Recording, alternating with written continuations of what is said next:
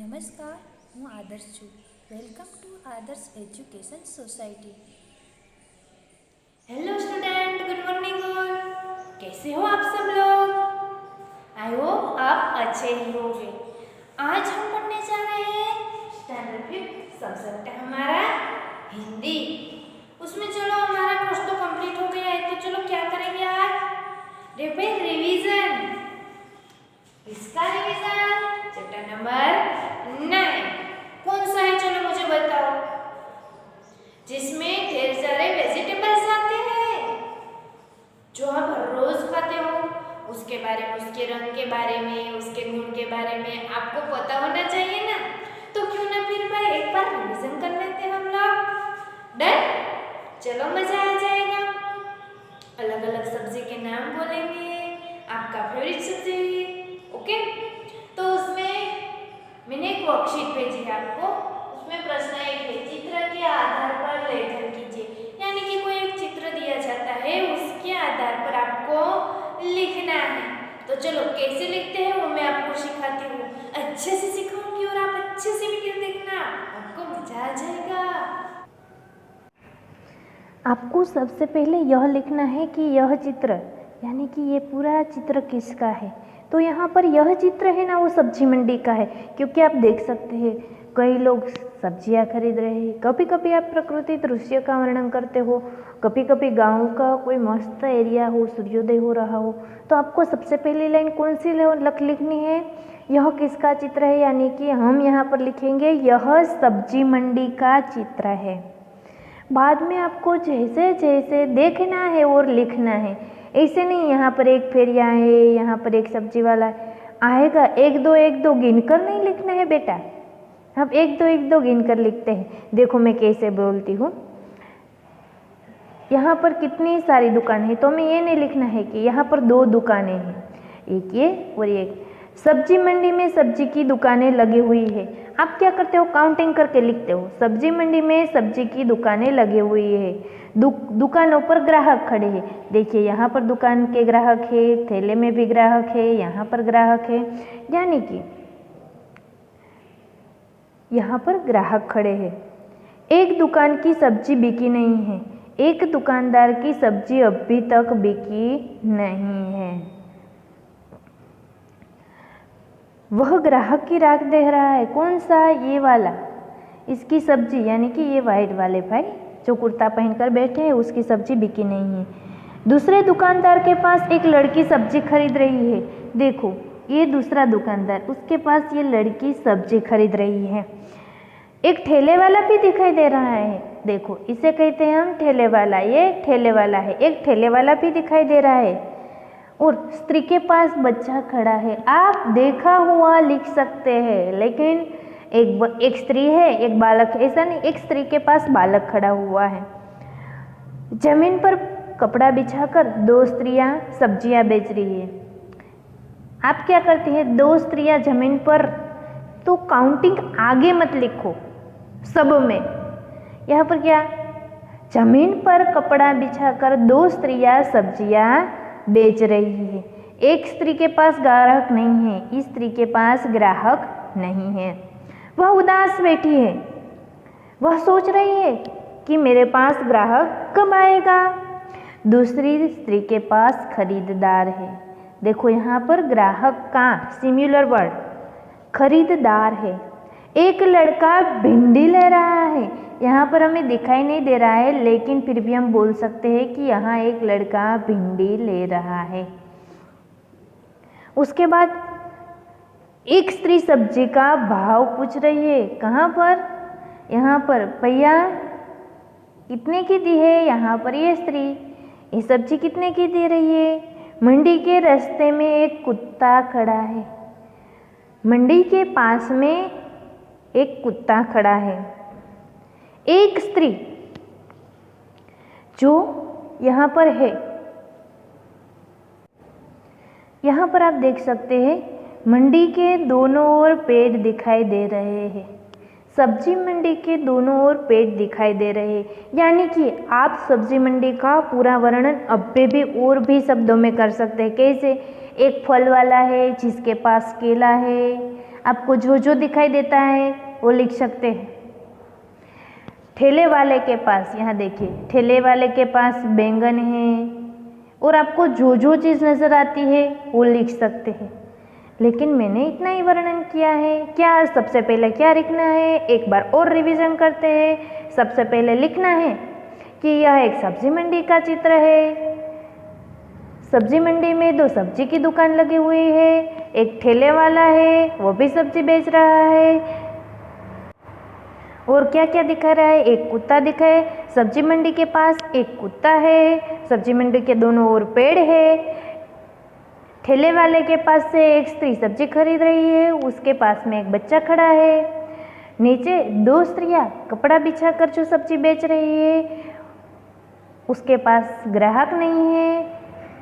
एक स्त्री के पास ग्राहक है, वो अपनी सब्जियां नाप रहा है। आप इस तरह भी लिख सकते हैं। ओके, उसके बाद है प्रश्न नंबर 2। निम्नलिखित वाक्यों का अंग्रेजी में अनुवाद कीजिए। अरे भाई आपने इससे पहले भी किया है, लेकिन रिवीजन तो रिवीजन होता है ना, हमें ज़्यादा से ज़्यादा अच्छे से पढ़ना है। ओके, तो उसमें एक सेंटेंस है चैप्टर नंबर 9 का ही, यहाँ सभी सब्जियां मेरे बिना अधूरी है।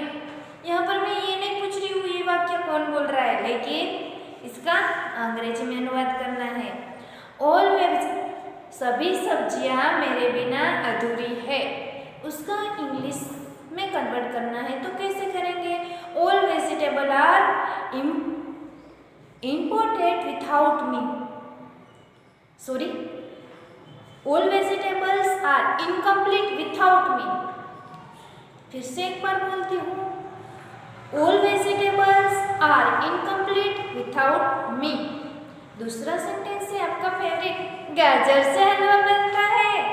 चलो उसका इंग्लिश में ट्रांसफर करो, जो आपकी एकम कसौटी में एक बार पूछा भी गया था ना, गाजर से हलवा बनता है, तो उसका from carrot halwa is been prepared, from carrot halwa is been prepared. Done. उसके बाद का है तीसरा, मसाले से रसोई में स्वाद और सुगंध प्रदान करते हैं। मसाले रसोई में स्वाद और सुगंध प्रदान करते हैं, कैसे? तो उसका इंग्लिश में ट्रांसफर करना है, spice provide flavour and aroma in the kitchen. Spices provide flavour and aroma in the kitchen. उसके बाद का सेंटेंस है, करेला स्वास्थ्य के लिए बहुत लाभदायी है। करेला स्वास्थ्य के लिए बहुत लाभदायी है ना? यस, पर अभी तो हमें उसका इंग्लिश में ट्रांसफर करना है। Bitter gourd very benefited for health. Bitter gourd is very beneficial for health. उसके बाद है इजी से इजी सेंटेंस, बिरजू चाचा सो गए। उसका इंग्लिश है, Birju uncle feel sleep. Birju uncle feel asleep, Birju चाचा सो गए। उसके बाद का है क्वेश्चन नंबर 3, निम्नलिखित सब्जियों के आधार पर दो वाक्य लिखना है, यानी कि सब्जी के नेम हमारे वर्कशीट में है। तो आपका जो फेवरेट है, पहले हम लेंगे टमाटर, ऊपर नीचे हो जाए तो कोई बात नहीं है ना। टमाटर, तो आप टमाटर के बारे में क्या लिखोगे? टमाटर लाल रंग का होता है। मैं यहाँ से 3 से 4 सेंटेंस भी बोलूँगी, लेकिन आपको तो 2 ही लिखने हैं ना। आप भी 3 से 4 लिख सकते हैं, क्योंकि आप रिवीजन करने हैं ना, तो अच्छे से अच्छा रिवीजन करने की ट्राई करो। यहाँ पर मैं टमाटर लाल रंग का होता है। टमाटर कच्चा और पक्का भी खा सकते हैं। टमाटर का स्वाद खट्टा मीठा होता है। मुझे टमाटर की सब्जी बहुत पसंद है। उसके बाद का है बैंगन। किसको बैंगन का भरता बहुत पसंद है? मुझे तो पसंद है बैंगन का भरता। तो पहला तो हम उसका रंग बता देंगे, तो पहला सेंटेंस तो बन जाएगा, बैंगन बैंगनी रंग का होता है। बैंगन बैंगनी रंग का होता है। और दूसरा सेंटेंस, बैंगन के ऊपर हरे रंग की कलगी होती है। बैंगन के ऊपर सब्जी बहुत अच्छी बनती है। मुझे बैंगन बहुत पसंद है। उसके बाद का है तीसरा करेला। मुझे नहीं पसंद है, ऐसा मत बोलना।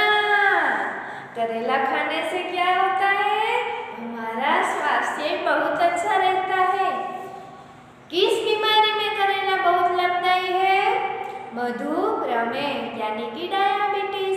और जब बुखार होना तब भी हमें करेला खाना चाहिए, क्योंकि उससे बुखार चला जाएगा।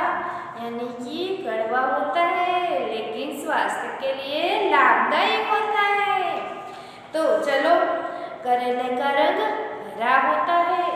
करेले के दोनों छोर नुकीले होते हैं।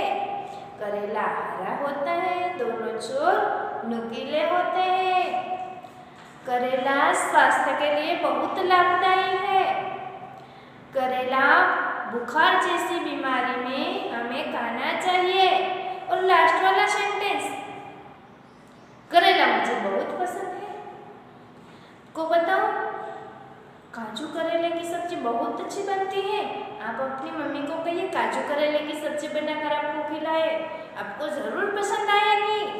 उसके बाद का है लौकी, जो कि आपकी फेवरेट है। कैसे? लौकी का हलवा जो आपका फेवरेट है।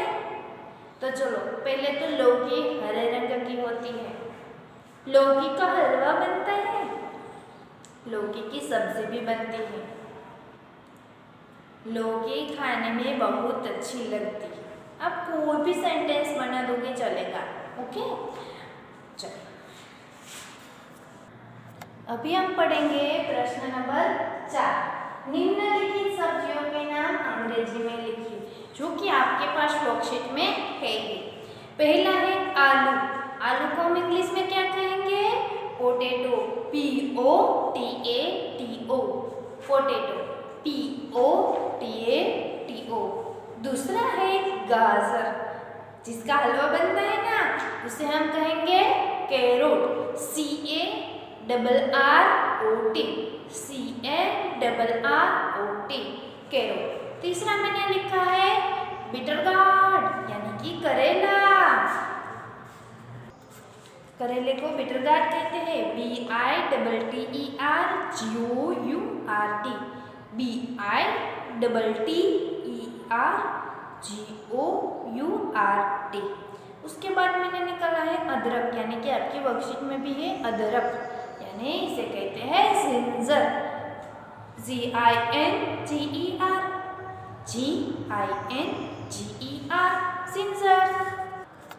उसके बाद का है मिर्च, जो 2 या 3 रंग की होती है, पता है आपको? एक तो हरी और दूसरी लाल, और तीसरा होता है पीला, जो कि शिमला मिर्च होता है ना। मिर्च को हम चिल्ली कह सकते हैं। CHILLI,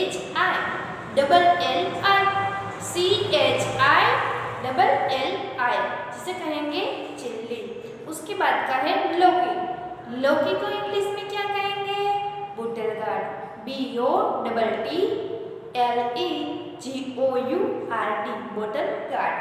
उसके बाद का है आपका फेवरेट टमाटर। वाह टमाटर बड़ा मजेदार, वाह टमाटर बड़ा मजेदार। TOMATO, टोमेटो और पोटैटो बहुत सेम है।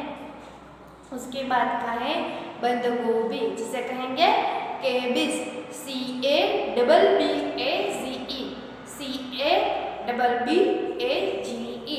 उसके बाद का है मटर। PEAS। उसके बाद हम पढ़ेंगे प्रश्न नंबर 5। निम्नलिखित शब्दों का विलोम शब्द लिखकर वाक्य में प्रयोग कीजिए। पहले विलोम शब्द लिखना है, फिर वाक्य में प्रयोग करना है। वाक्य में प्रयोग दोनों का करना है, क्वेश्चन का भी और आंसर का भी। जैसे कि पहले हम आंसर लिख लेते हैं। पहला है प्रशंसा, यानी कि निंदा। प्रशंसा का विलोम होता है निंदा। उसके बाद है अधूरा। अधूरा का विलोम होता है पूरा। अधूरा का विलोम होता है पूरा। उसके बाद का है पसंद, जिसका विलोम होता है नापसंद। उसके बाद का है भलाई। भलाई का विलोम होता है उसके बाद का है शांत और उसका विलोम होता है अशांत। अब वाक्य में प्रयोग करते हैं। पहला हमारा था प्रशंसा, तो प्रशंसा का हमें वाक्य बनाना है। अच्छे कार्य करने वाले की प्रशंसा होती है, अच्छे कार्य करने वालों की प्रशंसा होती है। बाद में नीचे निंदा का बना देते हैं। एक करके पहले प्रशंसा का सेंटेंस, बाद में निंदा का सेंटेंस। बुरे कार्य करने वालों की निंदा होती है, बुरे कार्य करने वालों की निंदा होती है। दूसरा था हमारा अधूरा विलोम पूरा। मूर्ख लोग काम अधूरा छोड़ देते हैं, मूर्ख लोग काम अधूरा छोड़ देते हैं। समझदार लोग काम पूरा करते हैं, समझदार लोग काम पूरा करते हैं। तीसरा है पसंद और नापसंद। मुझे नियमित छात्र पसंद है, मुझे नियमित छात्र पसंद है। अभी तो आप क्लास में नहीं आते, लेकिन जून क्लास में तो नियमित आते हैं ना, इसलिए मुझे नियमित छात्र पसंद है। मुझे अनियमित छात्र नापसंद है, मुझे अनियमित छात्र नापसंद है। उसके बाद तीसरा है भलाई का विलोम बुराई। भलाई का विलोम बुराई। अच्छे लोग हमेशा दूसरों की भलाई करते हैं, अच्छे लोग हमेशा दूसरों की भलाई करते हैं। बुरे लोग हमेशा दूसरों की बुराई करते हैं, बुरे लोग हमेशा बुरे लोगों की दूसरों की बुराई करते हैं। उसके बाद है शांत और अशांत। कक्षा में विद्यार्थी शांत रहे तो पढ़ाई में फायदा होता है, कक्षा में विद्यार्थी शांत रहे तो पढ़ाई में फायदा होता है। कक्षा में विद्यार्थी अशांत रहते हैं तो हमें नुकसान होता है, कक्षा में विद्यार्थी अशांत रहते हैं तो हमें नुकसान होता है। यहाँ हमारी वर्कशीट कंप्लीट हो गई चैप्टर नंबर 9 की। Okay, Thank you for joining us.